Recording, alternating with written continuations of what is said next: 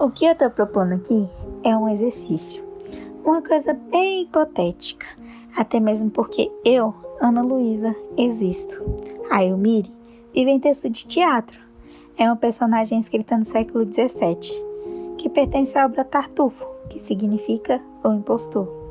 De alguma forma, eu queria hoje criar essa aproximação entre eu, Ana Luísa, em pleno século XXI, e mesmo com os meus 16 anos, que para alguns podem nem parecer tanto, mas para mim é o todo. Eu fico pensando o que ela falaria, ou como que ela resumiria a cena 3, ato 3 da página 26, quando Tartufo, esse impostor, a pressiona sobre o que ele diz sentir. E mais, me provoca pensar quantas Elmires estão hoje nas mãos de Tartufos. Eu penso que talvez ela estaria um tanto quanto frágil e contaria o que ela sentiu assim. Eu ouvi que o amor que nos prende às belezas eternas não mata em nós o amor às belezas temporais, que era fácil aos nossos sentidos se encantarem pelas obras perfeitas que o Deus criou. Ele disse que meus encantos se refletem em todas, mas em mim, com minhas roupas, mostrava as mais raras belezas e maravilhas, que no meu rosto se via belezas que lhe surpreendiam os olhos e chegava a ver celestes atrativos. O coração se tornava escravo e não raciocinava mais, e o transportava para lugares de amor ardente, que inflamava a alma e lhe fazia admirar em mim a obra do Criador. Teve a coragem de me chamar de amável beldade e dizer que compreendia que sua paixão não era culposa, mas acomodada aos bons costumes e ao pudor. Não quis oferecer-me seu coração, mas esperava de mim bondade para com seus desejos, e foi capaz de dizer que suas esperanças estavam na minha quietude, que seu sofrimento ou sua beatitude seriam pela minha única sentença. Eu seria responsável por torná-lo feliz ou infeliz. Produzir um teatro que não é teatro para um formato digital, por si só já foi desafiador. Seu Maurício tem 52 anos de idade, mora na Ceilândia há mais de 30 anos, aprendeu a beber desde cedo, tomou sua primeira dose aos 12 anos com seu próprio pai.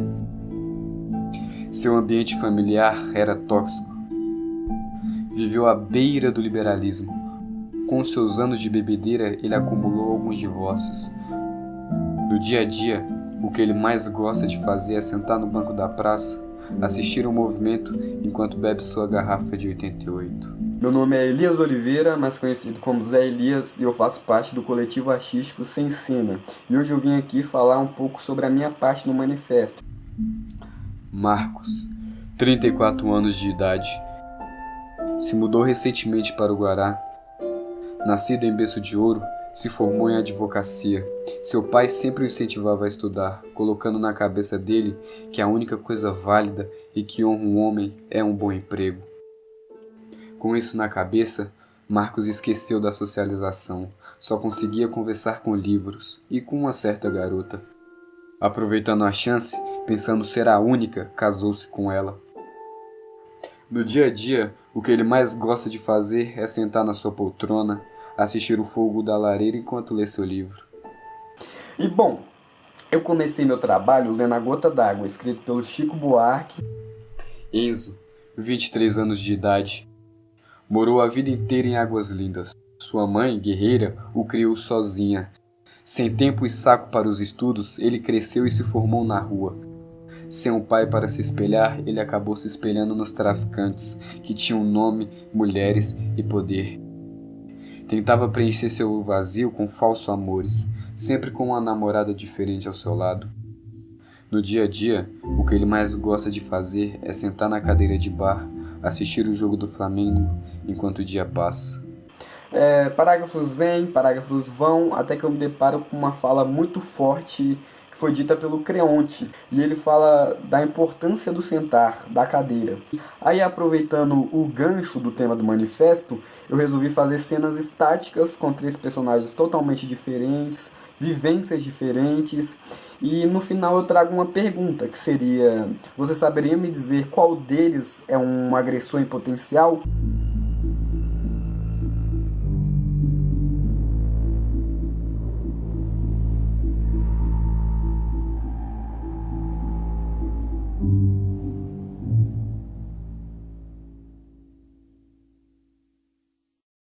A gente percebeu que tudo que a gente faz é baseado no nosso dia a dia, né?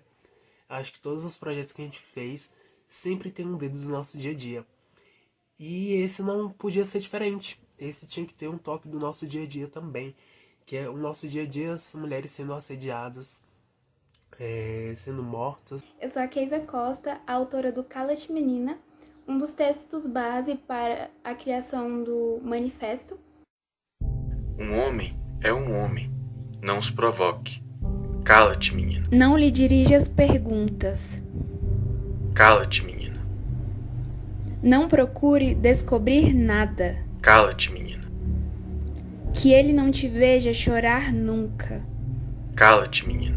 E a partir da leitura dessa peça, eu pude encontrar diversos pontos que ainda eram encontrados na nossa realidade atual. Pontos onde eu via que havia uma conexão de como as coisas se repetem. O que lhes interessa é uma junta de bois, terras, uma cadela submissa que lhes faça comida.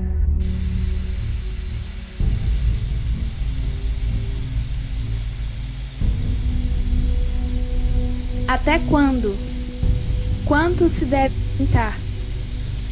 Quanto se deve calar, sorrir e acenar? E também como essa expectativa de liberdade que a gente busca encontrar sempre, pelo quanto que se deve aguentar diante de diversas dificuldades que a gente enfrenta, mas que existe sim essa esperança, essa expectativa de evolução e de caminhar em linearidade com o objetivo em um mundo melhor e onde a gente não encontre tantas desigualdades e tantas dificuldades para a garantia dos nossos direitos, como segurança, como dignidade, igualdade, equidade, né?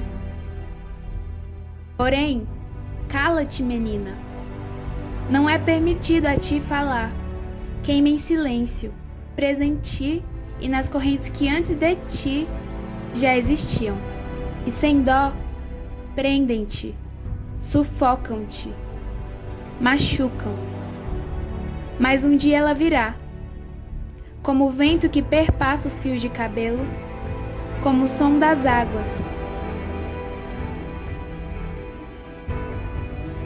como a fuga no meio da noite, como a palavra presa há muito tempo na garganta que finalmente foi dita.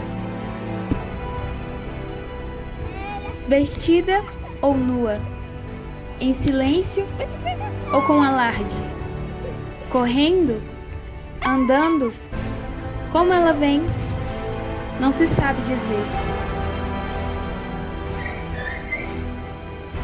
Mas quando vier, as correntes se quebrarão. E tudo que agora é, já não será mais. A liberdade traz o novo, traz movimento e mudança. Mas, por ora... Cala-te, menina! Em manifesto a gente fala sobre isso. Falamos sobre a luta da mulher, preconceito, sobre o dia a dia de cada um.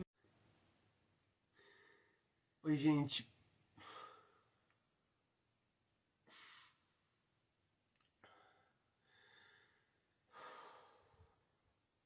É muito difícil vir pra mim aqui falar sobre isso.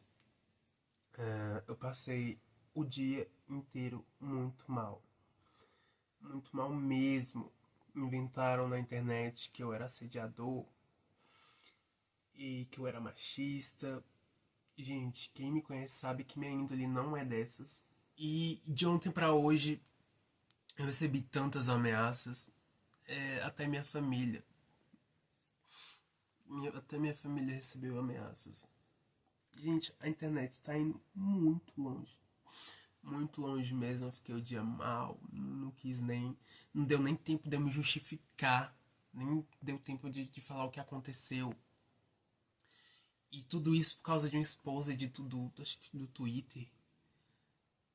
Falando umas coisas nada a ver, falando que eu sou machista. Como é que eu vou ser machista, gente? Eu tenho 3 mulheres em casa. Uma mulher me educou desde quando eu era pequeno. Eu convivo com 3 mulheres. Da onde eu ia ser machista? Da onde? E eu sou inocente. Todo mundo que me conhece sabe. Todo mundo que me conhece sabe a minha índole. E ouvir isso de pessoas que eu nem conheço é muito, nossa, muito difícil pra mim. É isso, eu queria muito agradecer todo mundo que tá me apoiando, que tá comigo ainda e me mandando energias positivas, que esse momento todo acabe.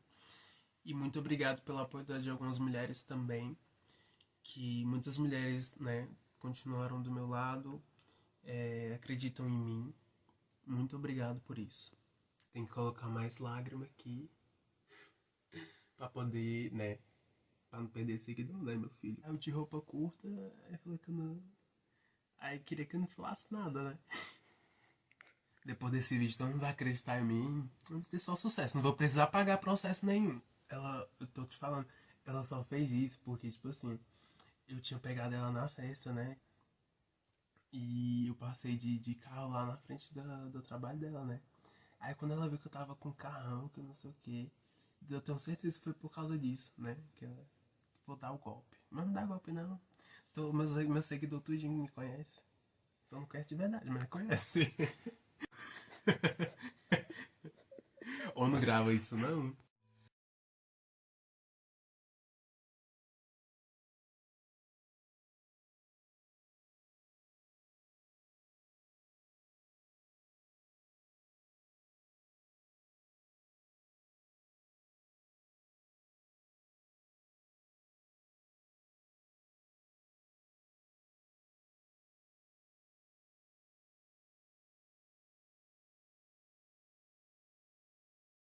Eu tenho ciência de local de fala e eu estava com medo de sobrepor e falar alguma coisa que eu não domino, ou então que não é o meu lugar de fala mesmo.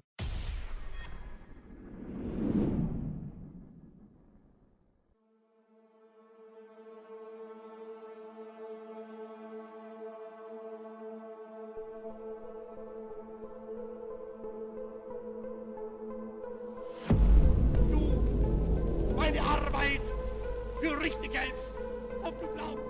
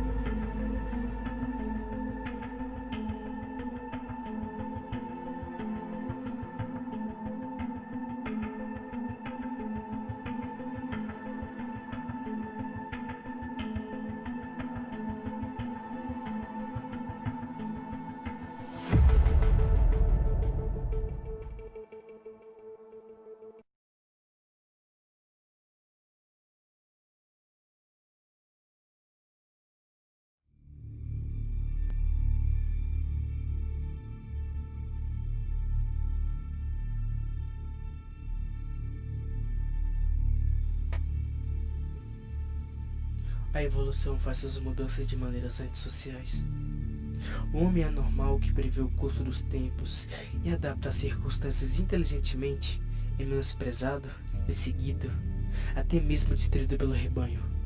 Mas ele e seus herdeiros, quando a crise chega, são os sobreviventes. O fascismo é como o comunismo. É desonesto na barganha, os ditadores reprimem toda a arte, literatura, teatro, músicas, notícias que não se encaixem em seus requerimentos. Porém, o mundo só se move pela luz do gênio.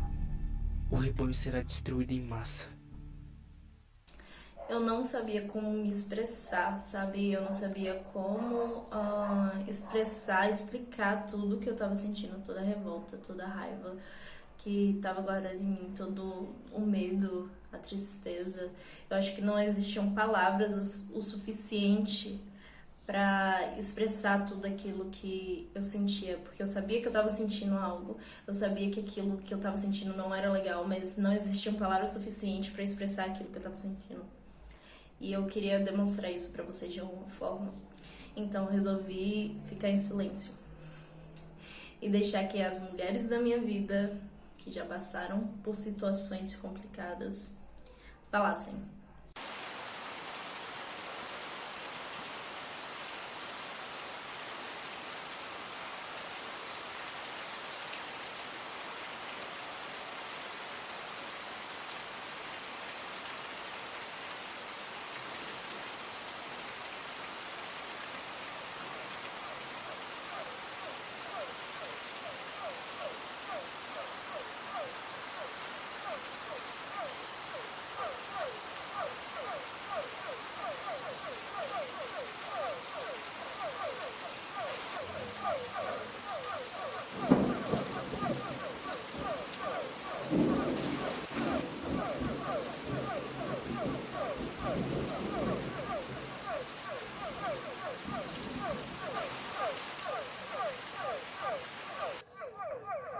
É engraçado.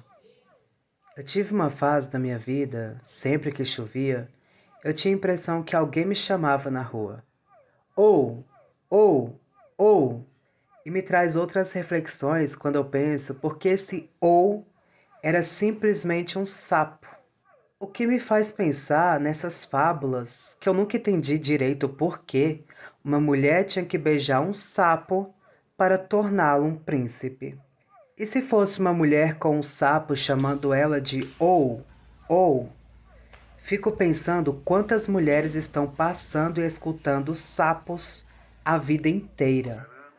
Eu não sei até que ponto da minha infância eu fui tão bombardeado por histórias que não me pertencem, que hoje não sei nem se desejo ser um sapo e também tenho medo de ser um príncipe. Talvez eu tenha medo dessas duas facetas e talvez meu maior desejo era conseguir me manter criança. Porque eu acho que no auge da minha criança eu conseguia ver as pessoas como iguais. E nessa evolução minha, eu me pergunto e questiono até Darwin. Até que ponto eu evoluo? Até que ponto o homem regride? Mas eu gostaria que todo mundo pudesse andar na rua sem o medo de qualquer um que pudesse interromper a caminhada e assustar com um ou. Porque a gente nunca sabe o que nos espera no ou que ecoa no meio do nada. Corpo de Gislene Ferreira, de 39 anos, que foi assassinada na manhã de ontem com uma facada no pescoço na Vila São Sebastião. Julgamento que livrou André de Camargo Aranha, acusado de estuprar a influenciadora Mariana Ferrer. Mais uma mulher vítima da crueldade e violência de um homem. Olá, vim dar meu depoimento sobre... Eu vou contar sobre o assédio que eu sofri. Hoje eu vim contar a minha história. Eu estava numa empresa, trabalhava numa empresa no administrativo. Eu estava voltando da escola. Eu acordei, com ele ejaculando no meu rosto. E o meu chefe fez uma proposta indecorosa para mim. Fez um assédio muito, muito grande.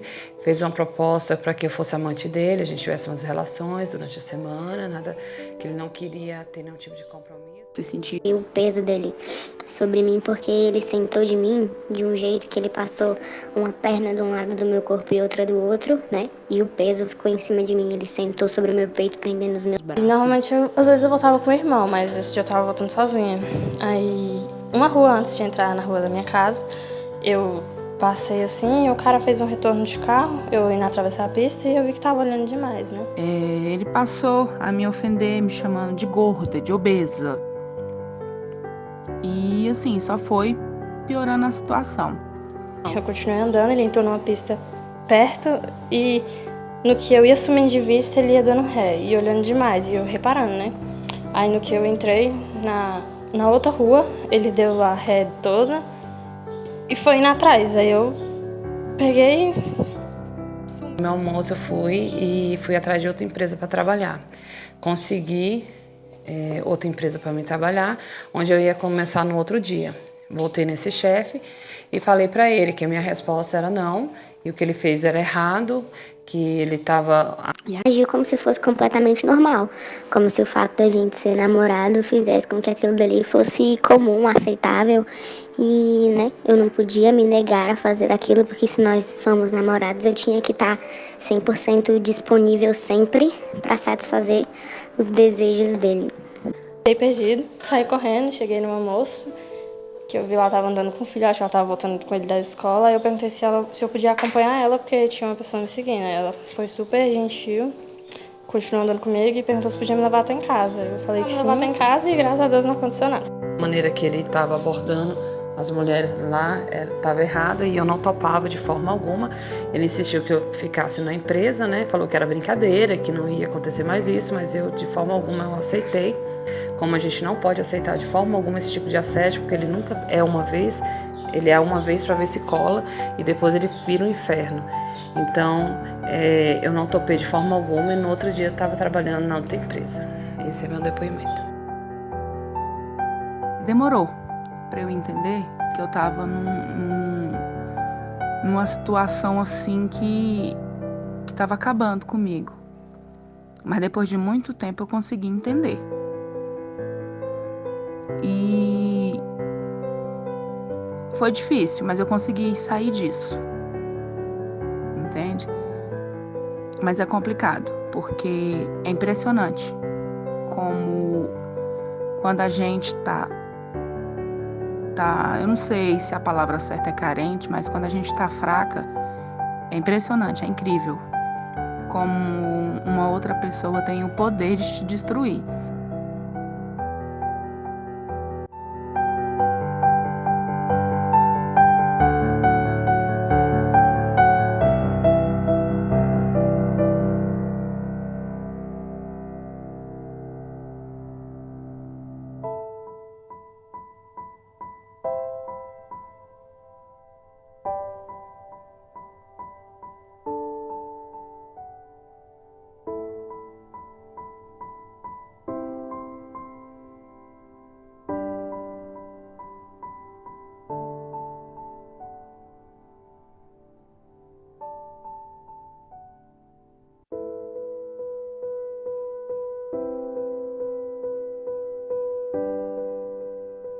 Não se cale. O silêncio é o maior aliado do seu agressor.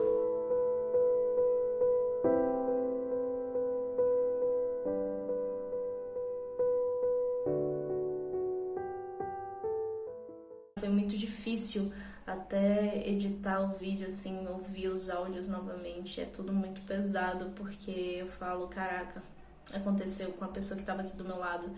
Podia ser comigo. E pode ser com a minha amiga, e é tudo muito complicado, sabe? Então, por isso que foi muito difícil gravar tudo isso e expressar pra vocês, porque eu acho que ainda não consegui mostrar tudo que tá preso, mostrar tudo que eu tô sentindo, toda a raiva que eu tava sentindo, o medo, a insegurança de ser mulher, sabe? E... acho que esse processo foi isso. Foi uma batalha pra mim.